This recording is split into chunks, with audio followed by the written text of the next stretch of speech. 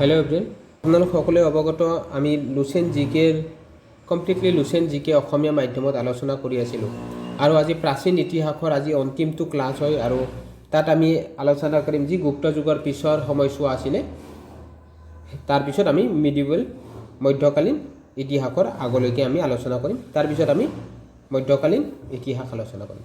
তো আপোনালোকে থাম্বনেইলটো দেখিছে, ভাবিছে এইটো জিকে ফাউণ্ডেশ্যন বেটছ কি হয়। তো ইয়াৰে মই ফিচাৰ্ছবোৰ আপোনাক কম জনাই আছোঁ।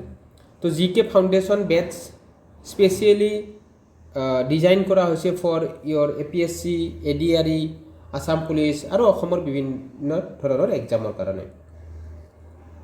ইয়াৰ আদাৰ্ছ ফিচাৰ্ছবোৰ হ'ল ইয়াতে আপোনালোকে কমপ্লিটলি ফ্ৰীলি নোটছ পাব। প্ৰত্যেকটা ক্লাছে সম্পূৰ্ণ অসমীয়া মাধ্যম আৰু ইংলিছ মাধ্যমৰ দুটাতে হ'ব। মই ফ'কাছ কৰিম অসমীয়াতে, মই আপোনালোকক কৈ যোৱাৰ কাৰণে ইংলিছৰ ট্ৰান্সলেশ্যন থাকিব তাতে। তো বাইলেংগুৱেল থাকিব, ইংলিছ এণ্ড এছামিছ। চ' মই আপোনালোকক জাষ্ট এটাই ক'ব বিচাৰিছোঁ এইটো ক্লাছৰ মাধ্যমেৰে, যিহেতু আমি লুচেণ্ট জিকেৰ আজি অন্তিমটো ক্লাছ এনচিয়েণ্ট হিষ্ট্ৰীৰ পাই গ'লোঁ। চ' ইমানবোৰ সকলোৱে বহুত মৰম দিছে মোৰ এইটোত, সকলোৱে বহুত ভিউছো আহিছে, মানে এজে মোৰ জানে আপোনাৰ ছাবস্ক্ৰাইবাৰ বেছি নামে, ষ্টিল মোৰ সিমানবোৰ ভিউজ আহিছে মোৰ কাৰণে বহুত যথেষ্ট। চ' আপোনালোকে আৰু ইয়াৰ পৰা লাভান্বিত হ'ব পাৰিছে বুলি মই আশা কৰিছোঁ। ইয়াতে আৰু এই জিকে ফাউণ্ডেশ্যন যি বেটছ হয় এইটো ফ্ৰীলি এভেইলেবল হ'ব ইউটিউবত। ভিডিঅ' আপোনালোকৰ এনি টাইম চাব পাৰিব যেতিয়া মন যায়। ছেকেণ্ড থিং হয় এই জিকে ফাউণ্ডেশ্যনৰ যি বেটছ হ'ব আপোনালোকক হয়তো পেইড কৰ্ছতো সেইটো মেটেৰিয়েল হয়তো প্ৰভাইড নকৰিব, বাট মই সেইটো আপোনালোকক প্ৰভাইড কৰিম। চ' দেৰি নকৰি আজিৰ ক্লাছটো আমি আৰম্ভ কৰোঁ আহক। চ' আমি কি পঢ়িলোঁ এতিয়ালৈকে লুচেণ্টত?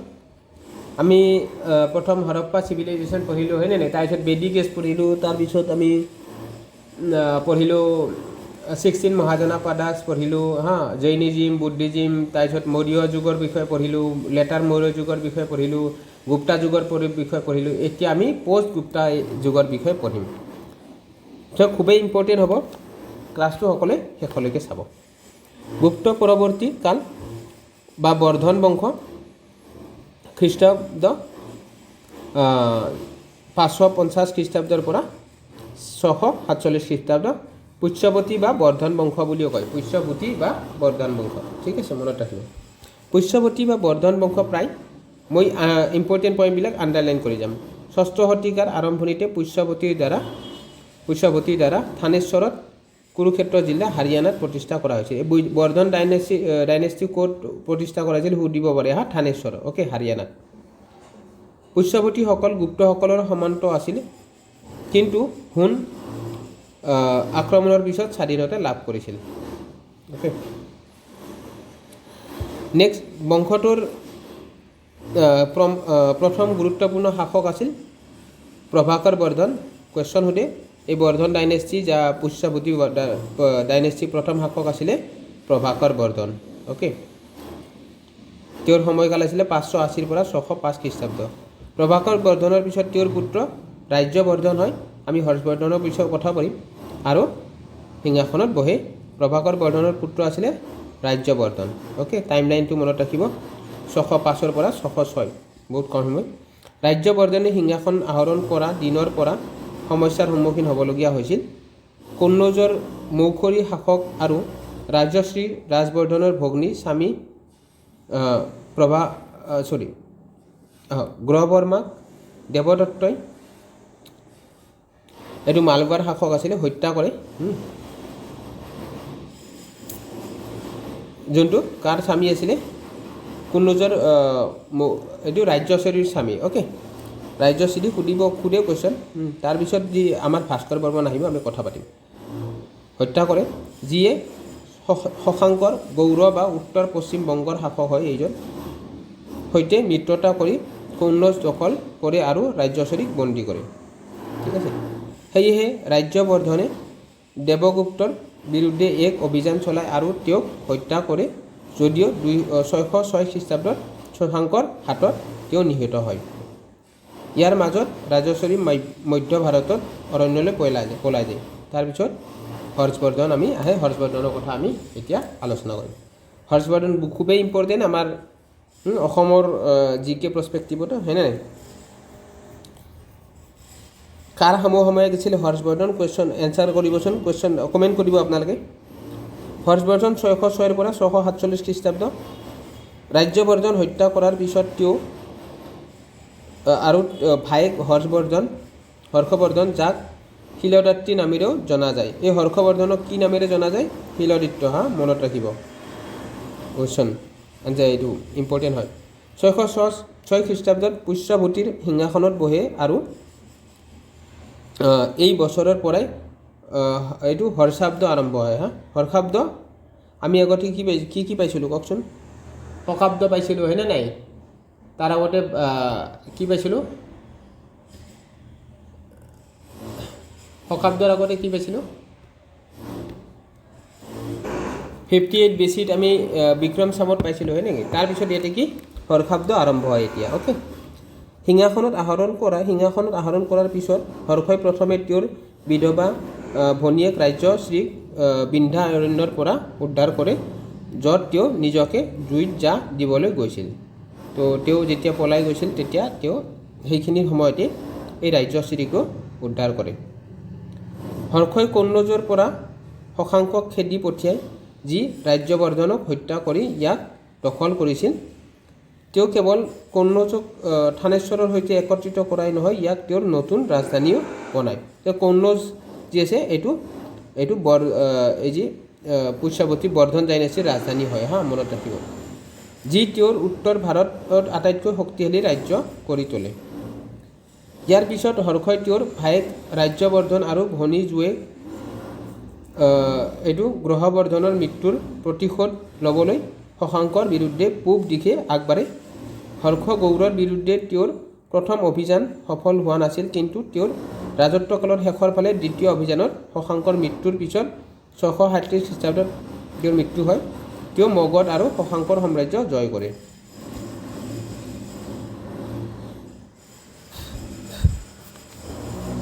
হৰ্ষবৰ্মনে বল্লভীৰ মৈত্ৰ শাসন ধ্ৰুৱসেনাৰ দ্বিতীয়ক পৰাস্ত কৰে অৱশ্যে হৰ্ষই পশ্চিম সীমান্তৰ সুৰক্ষা নিশ্চিত কৰিবলৈ তেওঁৰ পুনৰ সিংহাসনত অধিষ্ঠিত কৰে আৰু নিজৰ জীয়ৰী ধ্ৰুৱসেনাক দ্বিতীয়লৈ বিয়া দিয়ে কুৱেশ্যন সুধিব পাৰে ধ্ৰুৱসেনা দ্বিতীয়ই এজন সামন্ত শাসকৰ পদ গ্ৰহণ কৰে এয়া আছিল হৰ্ষৰ এক গুৰুত্বপূৰ্ণ কূটনৈতিক কৃতিত্ব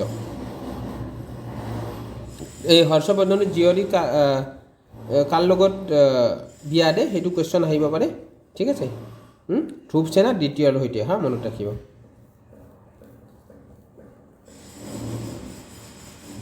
হৰ্ষৰ বিজয় অভিযান ডেক্কানৰ ফাললৈ আগবঢ়া যায় ডেক্কান কি হয় আমাৰ যোনটো এইটো ছাডেন ইণ্ডিয়াৰ এইটো ইণ্ডিয়াৰ মেপ এইটো হয়নে নাই চ' ইয়াৰে এইখিনি পৰ্চন ডেক্কান হয় মনত ৰাখিব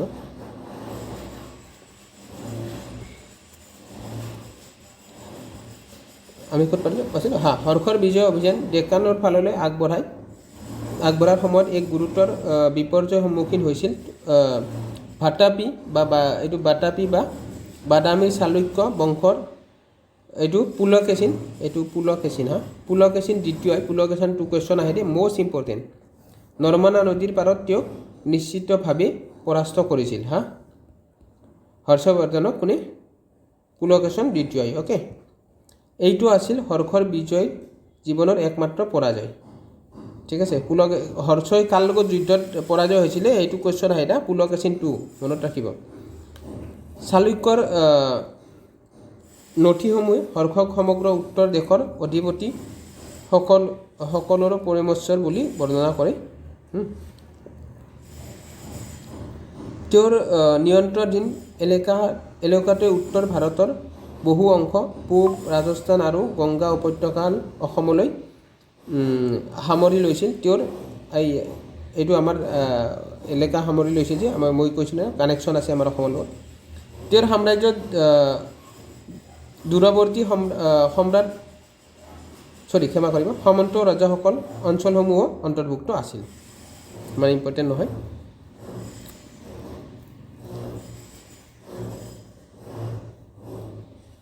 হৰ্ষই চীনৰ সৈতে কূটনৈতিক সম্পৰ্ক বৰ্তাই ৰাখিছিল 641 খ্ৰীষ্টাব্দত তেওঁ চীনৰ টুৱাং সম্ৰাট টাই চুঙৰ ওচৰলৈ এজন ৰাষ্ট্ৰদূত পঠাইছিল কুৱেশ্যন সুধিব পাৰে কাৰ ওচৰলৈ ৰাষ্ট্ৰদূত পঠাইছিল হৰ্ষই কুৱেশ্যন সুধিব পাৰে হা মনত ৰাখিব ইয়াৰ পিছত তিনিটা চীন মিছনে তেওঁৰ দৰবাৰ গ্ৰহণ কৰিছিল চীনা মিছনে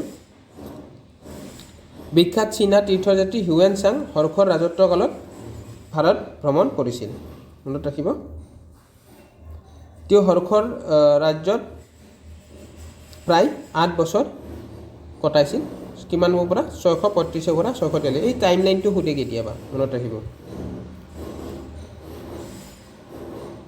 হিউৱেন চাঙে হৰ্ষৰ ৰাজত্বকালত দুটা আটাইতকৈ বিখ্যাত ঘটনাৰ কথা উল্লেখ কৰিছে কন্নৌজ আৰু প্ৰয়াগৰ সভাসমূহ মনত ৰাখিব কন্নৌজ সভা 643 খ্ৰীষ্টাব্দ হিউৱেন চাঙৰ সন্মানত আৰু মহাযান বুদ্ধ ধৰ্মৰ প্ৰচাৰৰ বাবে অনুষ্ঠিত কৰা হৈছিল প্ৰয়াগ সভা 643-646 খ্ৰীষ্টাব্দত অনুষ্ঠিত হৈছিল প্ৰয়াগত হৰ্ষবৰ্ধনে গংগা যমুনা আৰু সৰস্বতী সংগমক প্ৰতি 5 বছৰৰ অন্তত ধৰ্মীয় উৎসৱ পালন কৰিছিল এইটো ইম্পৰ্টেণ্ট হয় কোনে এইটো গংগা যেনেকৈ এতিয়া আমাৰ প্ৰয়াগৰাজত আৰু ৰিচেণ্টলি কুম্ভমেলা হৈছিলে তো সেইখিনিতে কি কৰিছিলে এই ধৰ্মীয় 5 বছৰৰ মূৰে মূৰে এইটো ধৰ্মীয় উৎসৱ পালন কৰিছিল কোৱেশ্যন আহিব কোৱা হয় যে এইটোৱে কুম্ভমেলাৰ আৰম্ভণি আছিল এইটো চাওক ইয়াকে কুম্ভমেলাৰ এইটোৱে আৰম্ভণি মানে বিশ্বাস কৰা যায় বাট এইটোতো আগৰ পৰা চলি আছে বাট আমি এক্সাম পাৰ্সপেক্টিভত যদি কুৱেশ্যন আহে আমি এইটোৱে লিখিব লাগিব হৰ্ষবৰ্ধনৰ সময়তে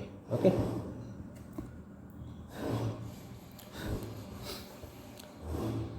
হৰ্ষবৰ্ধন বিশ্বাসত এজন আছিল শৈৱ আছিল শিৱক উপাসনা কৰা কিন্তু তেওঁ আন সম্প্ৰদায়ৰ প্ৰতিও সমানে সন্মান দেখুৱাইছিল হিউৱেন চাঙে তেওঁক এজন উদাৰ বৌদ্ধ মহাযান হিচাপে চিত্ৰিত কৰিছে যিয়ে আন সম্প্ৰদায়ৰ দেৱতাসকলকো সন্মান জনাইছিল ওকে কওকচোন হৰ্ষবৰ্ধনৰ সময়সমূহ আমাৰ অসমৰ কোনজন ৰাজা আছিল কমেণ্ট ছেকশ্যনত কমেণ্ট কৰিব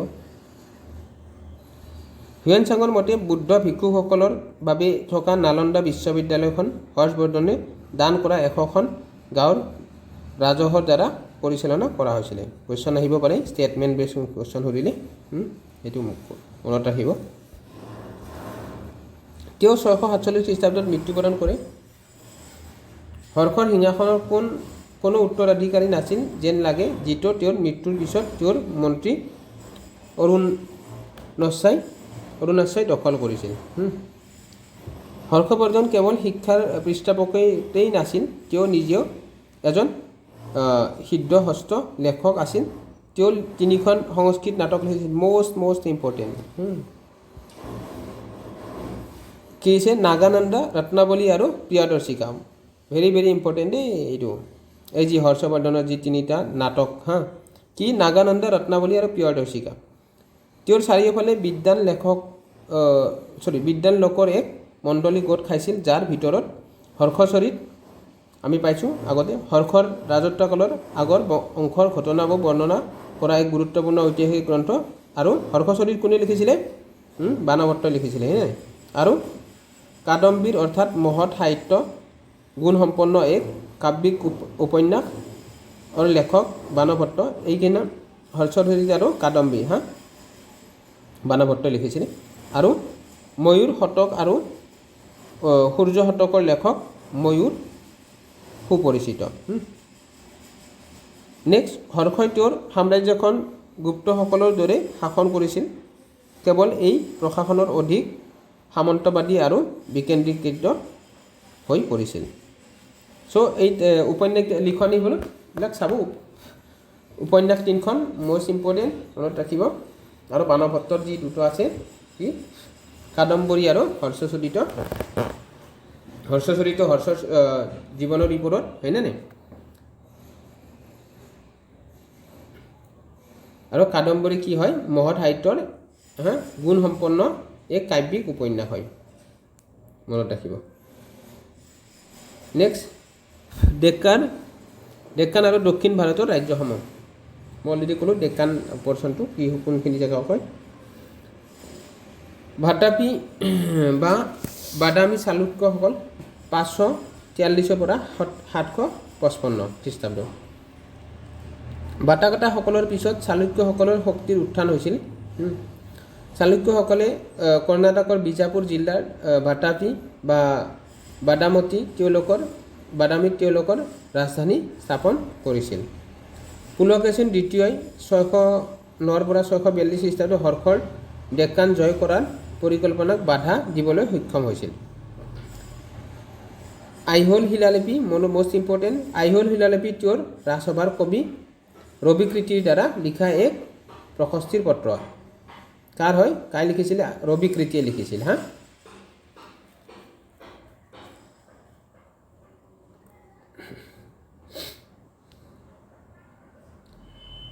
তো নেক্সট তেওঁ 625 খ্ৰীষ্টাব্দত পাৰস্যৰ ৰজা খসৰু দ্বিতীয়লৈ এজন ৰাষ্ট্ৰদূত পঠাইছিল আৰু তেওঁৰ পৰাও এজন ৰাষ্ট্ৰদূত গ্ৰহণ কৰিছিল। চীন তীৰ্থযাত্ৰী হুৱেনচাঙে তেওঁৰ ৰাজ্য ভ্ৰমণ কৰিছিল।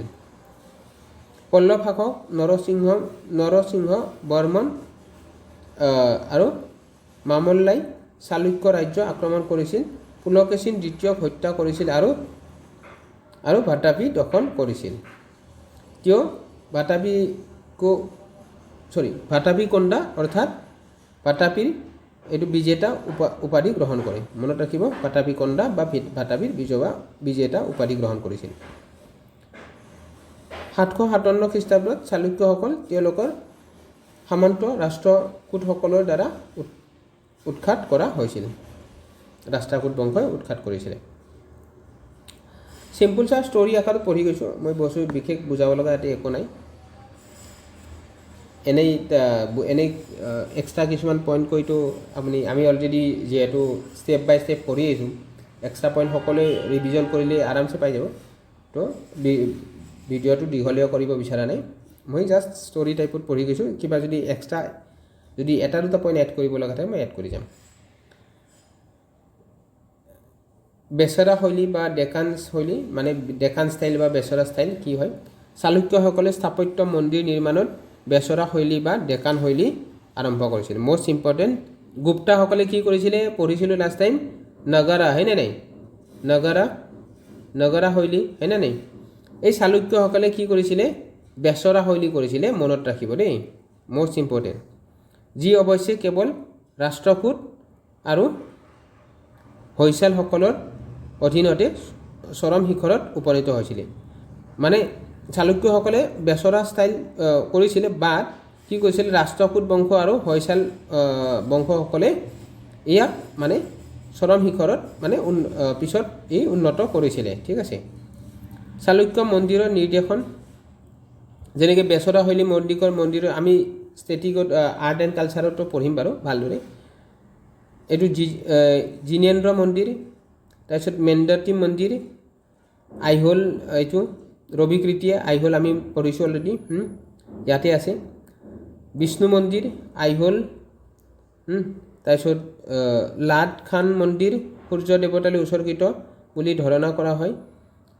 আইহোল দুৰ্গা মন্দিৰ, এইটো আইহোলক মন্দিৰৰ চহৰ বুলি কোৱা হয় কাৰণ ইয়াত প্ৰায় 70টা মন্দিৰ আছে। তো আইহোলক মানে টেম্পল চিটি বুলি জনা যায়। অ'কে। নগৰা শৈলীও ইয়াতো আছিলে। মানে বেচৰা শৈলী কি হয় নাজানে? নগৰা আৰু দ্ৰাবিড়া শৈলীৰ মিক্সাৰ হয়, সেইটোৱে বেচৰা ষ্টাইল হয়, মনত ৰাখিব দেই। নগৰা শৈলী পাপনাথ মন্দিৰ, এইটো পট্টদকল, ঠিক আছে। তাৰপিছত দ্ৰাবিড় শৈলী, এইটো বিৰুপাক্ষ মন্দিৰ মষ্ট ইম্পৰ্টেণ্ট, আৰু সংগমেশ্বৰ মন্দিৰ পট্টদকল। অ'কে। দ্ৰাবিড় শৈলী বিৰুপাক্ষ আৰু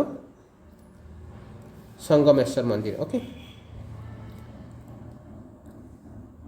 কাঞ্চীৰ পল্লৱসকলৰ বিষয়ে পঢ়িম। এইটো বেছি দীঘল নাই, গুপ্তা অলপেই আছে, আমাৰ 2-3টা শ্লাইড আছে, 3টা শ্লাইড আছে।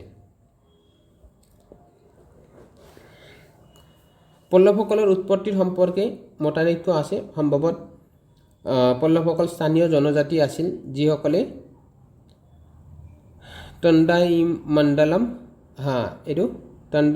তণ্ডাইমণ্ডলমৰ বা লতাৰ ভূমিৰ নিজৰ কৃতিত্ব স্থাপন কৰিছিল। তেওঁলোকৰ গড়া ব্ৰাহ্মণ্যবাদী হিন্দু আছিল আৰু তেওঁলোকৰ ৰাজধানী আছিল কাঞ্চী। চালুক্য আৰু পল্লৱ দুয়োয়ে কৃষ্ণ আৰু তুংগভদ্ৰাৰ মাজত ভূমিৰ ওপৰত নিজৰ আধিপত্য স্থাপন কৰিবলৈ চেষ্টা কৰিছিল। পল্লৱ ৰজা নৰসিংহ বৰ্মনে 630-668 খ্ৰীষ্টাব্দত চালুক্য ৰাজধানী দখল কৰিছিলে। পল্লৱ ৰজা নৰসিংহ বৰ্মনে দখল কৰিছিলে। আনুমানিক 642 খ্ৰীষ্টাব্দত বাতাপি দখল কৰিছিল আৰু বাতাপি কন্দা অৰ্থাৎ বাতাপিৰ বিজেতা উপাধি গ্ৰহণ কৰিছিল। কোনে? এইটোক বাতাপি কন্দা উপাধি কোনে গ্ৰহণ কৰিছিলে? নৰসিংহ বৰ্মনে। এইটো ইম্পৰ্টেণ্ট হয়, মই সেইটো কাৰণে ইম্পৰ্টেণ্ট পইণ্টবিলাক হাইলাইট কৰি যাম। অ'কে, কুৱেশ্যন আহে। পল্লৱসকলে দক্ষিণ পূব এছিয়াত ভাৰতীয় সংস্কৃতি বিস্তাৰ কৰাত সহায়ক ভূমিকা লৈছিল। 8ম শতিকালৈকে কম্বোডিয়াত পল্লৱ প্ৰভাৱ বিদ্যমান আছিল। তাৰপিছত জাভা, কম্বোডিয়া আৰু আন্নামাৰ মন্দিৰসমূহত পল্লৱ শৈলীৰ শিখৰ দেখিবলৈ পোৱা যায়। পল্লৱ শিল্প কি আছে আমি চাওঁ। পল্লৱসকলে দ্ৰাবিড় শৈলীৰ মন্দিৰ স্থাপত্য আৰম্ভ কৰিছিল। আৰু দ্ৰাবিড় শৈলীৰ ক'ত হয়? দক্ষিণ চাউথ আমাৰ ইণ্ডিয়াত দ্ৰাবিড় শৈলীৰ মন্দিৰ পোৱা যায়, যিটো চোলসকলৰ শাসনকালত চৰম শিখৰত উপনীত হৈছিল। তাৰপিছত চোলসকলে আগবঢ়াই লৈ যায়। পল্লৱসকলৰ অধীনত মন্দিৰ স্থাপত্য বিশেষকৈ দ্ৰাবিড় শৈলীৰ বিকাশ 4টা পৰ্যায়ত দেখা যায়। এই 4টা পৰ্যায় আমি পঢ়িম।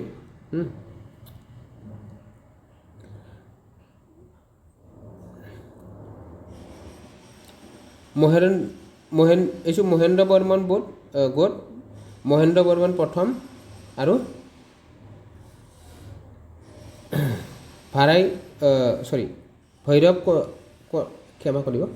ভৈৰৱকোনা উত্তৰ আৰকট জিলা। অ'কে, তাৰপিছত উণ্ডাৱল্লিতা, এইটো গুণ্টুৰ জিলা, অনন্তেশ্বৰ মন্দিৰ। মামল্লা গোট কি হয়? নৰসিংহ বৰ্মনৰ প্ৰথম মামল্লা, ঠিক আছে। মামল্লামপুৰ মণ্ডপ মন্দিৰ আৰু ৰথ মন্দিৰ, মনত ৰাখিব, মণ্ডপ মন্দিৰ আৰু ৰথ মন্দিৰ, ঠিক আছে। তাক বা সপ্ত পগোডা বুলিও কয়, ঠিক আছে, মাল্লামপুৰত।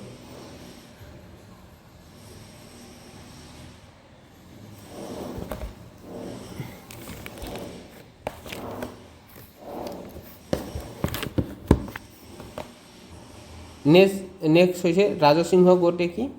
এইটো নৰসিংহ বৰ্মন দ্বিতীয় ৰাজসিংহ। এইটো কঞ্চিত কৈলাসনাথ আৰু বৈকুণ্ঠ পেৰুলাম মন্দিৰ, মাল্লাপুৰম শৰ মন্দিৰ। অপৰাজিত গোট, নন্দী বৰ্মন অপৰাজিত, কঞ্চিত মুক্তেশ্বৰ আৰু মটাংগেশ্বৰ মন্দিৰ। বুডিমাল্লাত পৰশুৰামেশ্বৰ মন্দিৰ।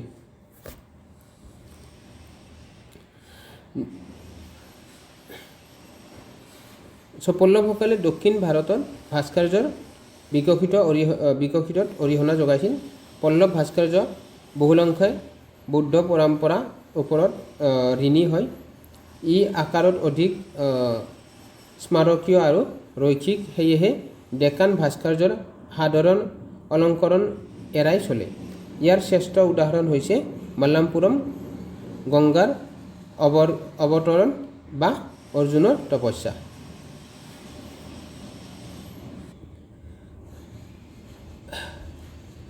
চ' নেক্সট আমি পঢ়িম, আমি এতিয়ালৈকে যি পঢ়িলোঁ, গুপ্তা বংশ পঢ়িলোঁ, হয় নাই? আৰু গুপ্তা আৰু তাৰে পিছৰ যি ৰাজবংশ আছিল তেওঁলোকৰ প্ৰতিষ্ঠাপকসকলো অলপ আমি আভাস লৈ লওঁ, কুৱেশ্যন আহিব পাৰে। চ' আমি লওঁ বংশ ভাতাপিৰ চালুক্যসকল, যি ভাতাপি আছিলে তাৰে চালুক্যসকল কি, তাৰ প্ৰতিষ্ঠাপক কোন আছিলে? জয়সিংহ আছিলে, জয়সিংহ। তাৰপিছত এইটো তালকাডৰ গংগাসকল, তেওঁ কোন আছিলে? কনাকানি বৰ্মা আছিলে। মগধৰ গুপ্তসকল শ্ৰীগুপ্ত।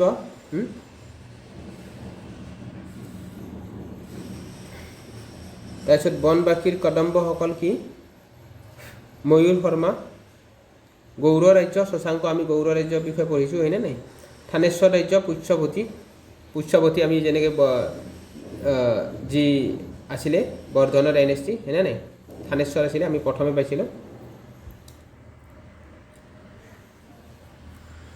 তাৰপিছত মগধ মালবাৰৰ পিছত গুপ্তসকল কৃষ্ণগুপ্ত বল্লভীৰ মৈত্ৰসকল এইটো ক্ষমা কৰিব কন্নৌজৰ মৌখৰীসকল যজ্ঞবৰ্মা কাঞ্চীৰ পল্লৱসকল সিংহবৰ্মা অলপ আগতে পালোঁ মদুৰাইৰ পাণ্ড্যাসকল এইটো কদুনগণ তাৰপিছত বাটাকাটাসকল বিন্ধা শক্তি চ' কমপ্লিটেই হ'ল আমাৰ চ' আশা কৰিছোঁ আপোনালোকে বুজি পাইছে চ' আমাৰ নেক্সট টপিক হ'ব মধ্যযুগীয় ভাৰত আদি মধ্যযুগীয় কাল 650 পৰা 1206 উত্তৰ ভাৰত ৰাজপুতসকল কাল so' big thank you to all of you for like giving me your support and love